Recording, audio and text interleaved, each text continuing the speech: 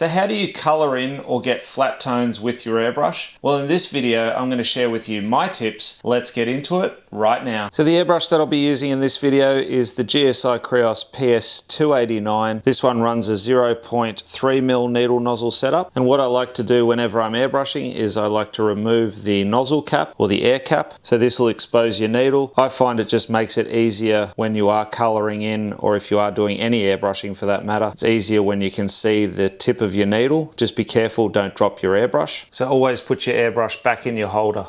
Now I'm going to be using Trident paint to demonstrate. This is a little bit more opaque, so this makes it easier to color in. Later on I'll use a magenta, but this time I'll use the illustration colors by Createx, which are transparent, so that makes it more difficult to color in. Just adding a little bit of color now into the color cup. As for mixing, start off with a 1:1 ratio. That's usually a great ratio to start with, especially if you're a beginner and new to airbrushing. Now the easiest way to get a perfect flat tone is to use masking tape. If you are going to stick masking tape onto paper, stick it on your arm first or on some clothing. Just take the tackiness off and that will help to stop it ripping up your paper. But generally I wouldn't use masking tape like this on paper. I'm only doing this for the demonstration. Now whenever masking up an area, you need to be wary of overspray. Let me just demonstrate. If I'm a fair distance away and I want to color that in, even a light dusting there will create overspray, and you can clearly see how far that overspray has traveled. So what I need to do now is mask up around the area where I'm spraying to protect from overspray. And using some A4 copy paper, and I'll get a strip of masking tape. I'm going to lay that masking tape down 50% on the paper and 50% off the paper. Just like that. Going to repeat that for all 4 sheets. Now using those sheets of paper, just mask up around the shape that I'm painting. Now using your airbrush, keep the air press down at all times and just pull back for paint. So paint on, paint off, paint on, paint off. And what you want to do is color with a 50-50 overlap. And lightly color it in as well.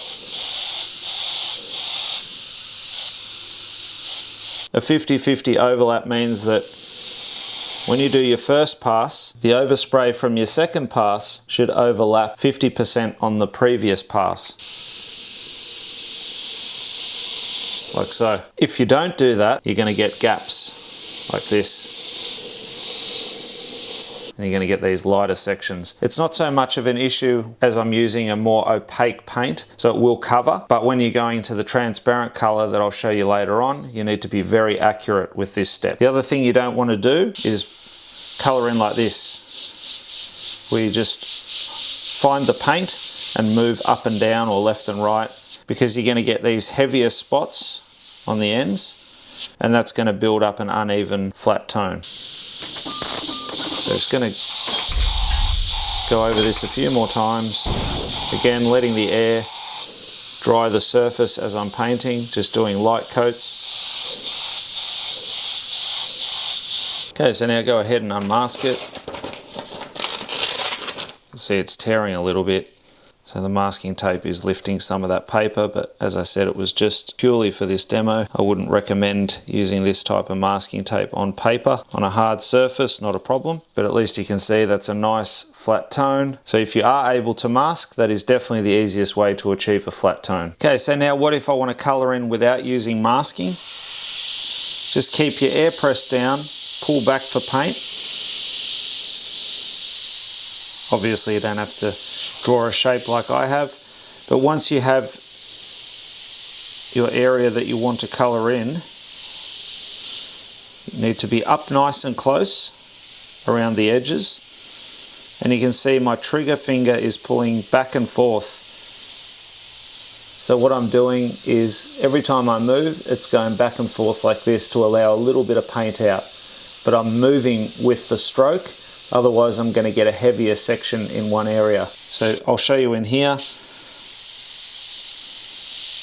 can see colouring in, paint on, paint off. If I don't do that and I go like that, again, you'll notice I'm getting a patchier end result. The other thing you can do is angle your airbrush in so that the overspray travels in this direction.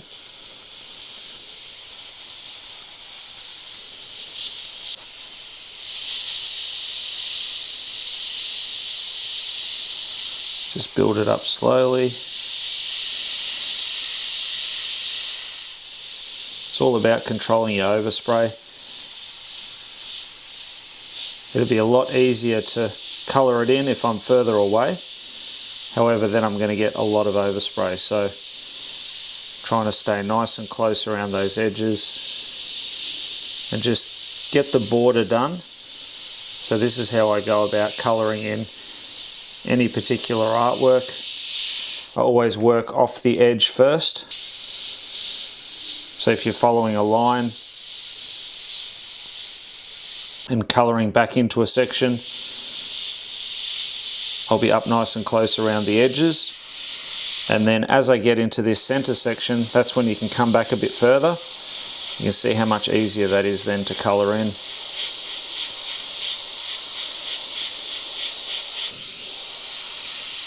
And you can see the overspray is still travelling, but it's staying within that shape.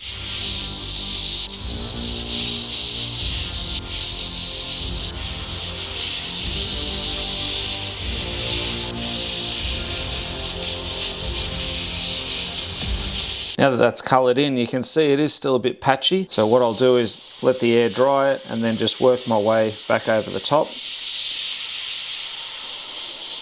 Because the Trident paint is more opaque, it allows me to just work back over the top and I can easily get a flat tone.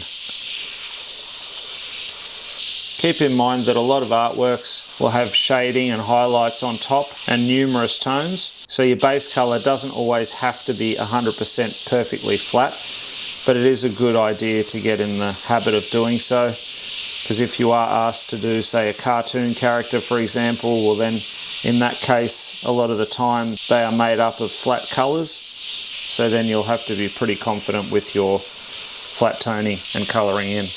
So taking a look at both of those side by side, you can see that the one that's masked is a lot nicer, a lot flatter than this particular one here. And even though you'll spend a bit of time masking something like this out, it's a lot quicker than doing this. You'll also notice that the colour is a lot different to that particular one there. So the numerous layers still change the colour quite a bit, whereas the one that was sprayed from a distance, nice and light and built up, you've got a nice perfect flat tone. Now a perfect surface to practice your flat tones on is t-shirt material, and it's also really good if you want to follow a line and colour in. So for example, this line here, you may or may not be able to see that on the video, but let's say that's an artwork.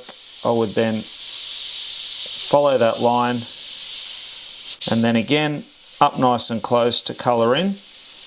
But the beauty of t-shirt is that you can see where the paint is going to hit because the air is making an impression on your shirt. And it's also nice and easy to colour in. A lot more forgiving than working on a hard surface or even on the paper that I showed you earlier.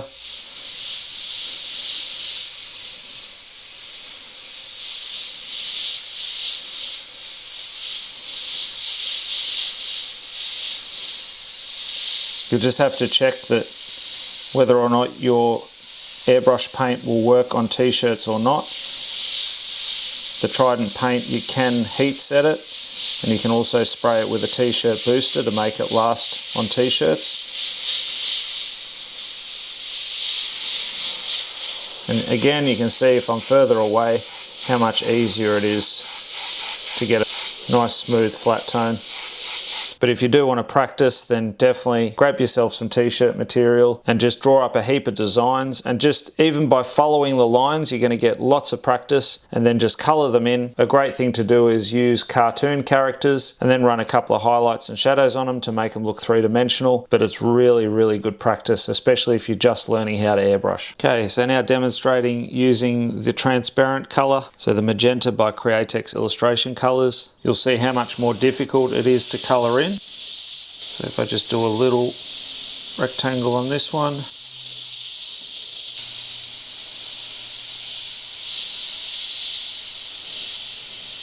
same principle,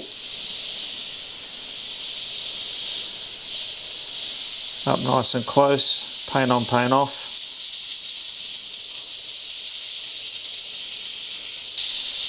You can see I'm not up as close because this is a lot harder to do. And then once I've got that safe area, the best way to do it is 50-50 overlap. You can already see I'm getting a bit of a heavier spot.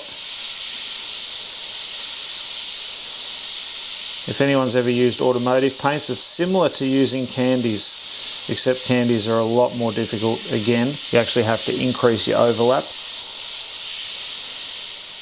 But you can see how much harder it is to colour in using this transparent tone.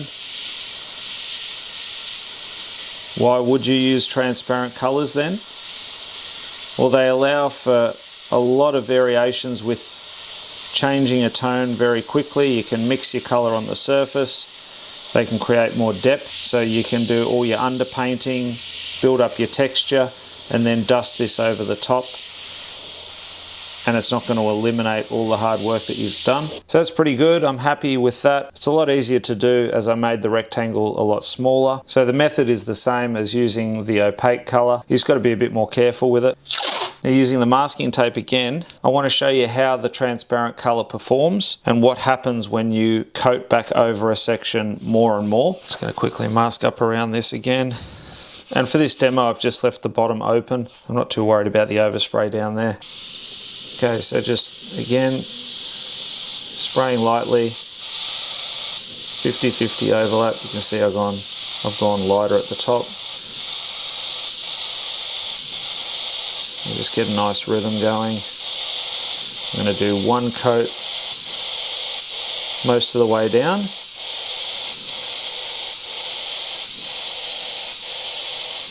See, air on at all times. And the next coat, start from the top again. Work my way down.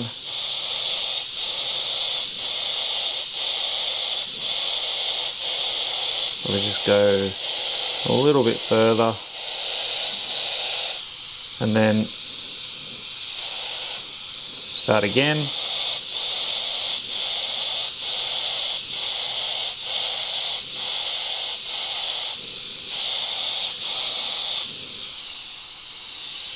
And I'll let that dry off. Just using my air.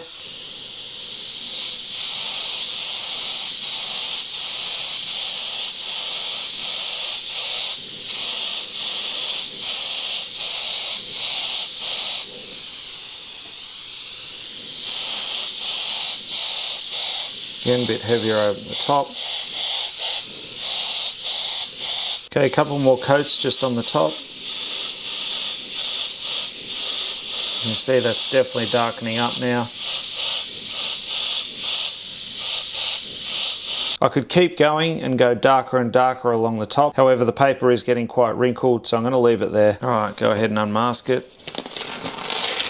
So you can see the versatility now of the transparent tone. You could keep coating and coating and coating, and that's going to go darker and darker. Whereas with an opaque color, the more you coat it, it won't make any difference to the actual color. It'll just go to the maximum level of that particular color. So to fast track your learning, you can definitely check out our online airbrushing course at airbrushasylum.thinkific.com, or you can continue to watch some of the other videos that I've got listed here. And until next time, go grab your airbrush, do some amazing artwork yourself, and I'll see you again very, very soon in the next video. Thanks for watching. Bye for now.